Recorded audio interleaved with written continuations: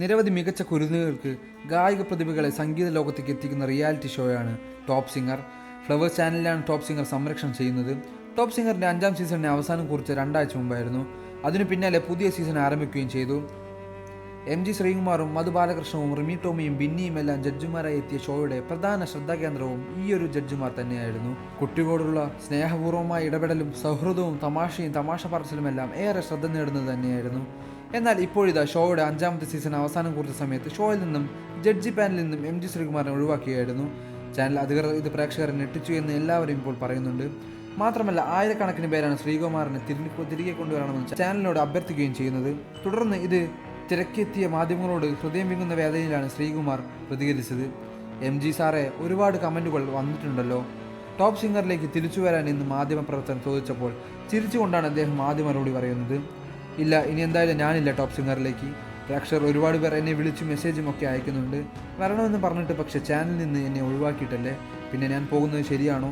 അവർ എന്നെ വിളിക്കട്ടെ, വിളിച്ചാൽ ഉറപ്പായിട്ടും പോകുമെന്നാണ് വേദനയോടെയും പ്രതീക്ഷയോടെയും ഗായകൻ MG ശ്രീകുമാർ പറയുന്നത്.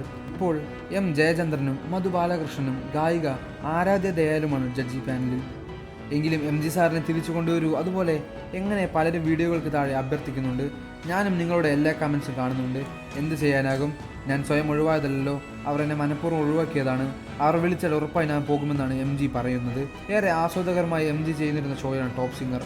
MGയുടെ ജഡ്ജ്മെൻറ്റും MGയുടെ കൗണ്ടറുകളും ആരാധകരെ പോലെ തന്നെ കുട്ടികളെയും എൻജോയ്മെൻറ്റ് ചെയ്തിരുന്നു.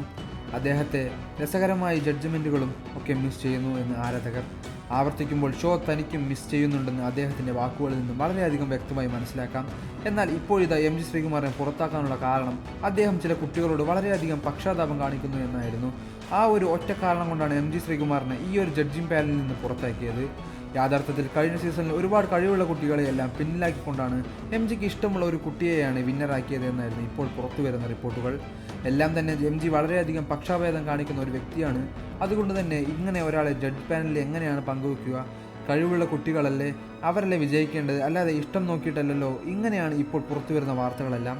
MG ശ്രീകുമാർ പക്ഷാഭേദം കാണിച്ചിട്ടുണ്ടെങ്കിൽ അത് വളരെ മോശമെന്ന് ഒരു കൂട്ടം പ്രേക്ഷകർ അഭിപ്രായപ്പെടുന്നുണ്ട്. കൂടാതെ MG അനുകൂലിച്ചും വിമർശിച്ചും പ്രേക്ഷകർ കമൻറ്റുകൾ രേഖപ്പെടുത്തുന്നുണ്ട്. MG ശ്രീകുമാർ കഴിഞ്ഞ സീസണിൽ പക്ഷഭേദം കാണിച്ചു എന്ന തരത്തിലുള്ള ഒരുപാട് കമൻറ്റുകളും ഇതോടൊപ്പം തന്നെ വരുന്നുണ്ട്. കൂടുതൽ വാർത്തകളും വിശേഷങ്ങളും അറിയാൻ ഈ വീഡിയോ ലൈക്ക് ചെയ്ത് ചാനൽ സബ്സ്ക്രൈബ് ചെയ്ത് സപ്പോർട്ട് ചെയ്യുക.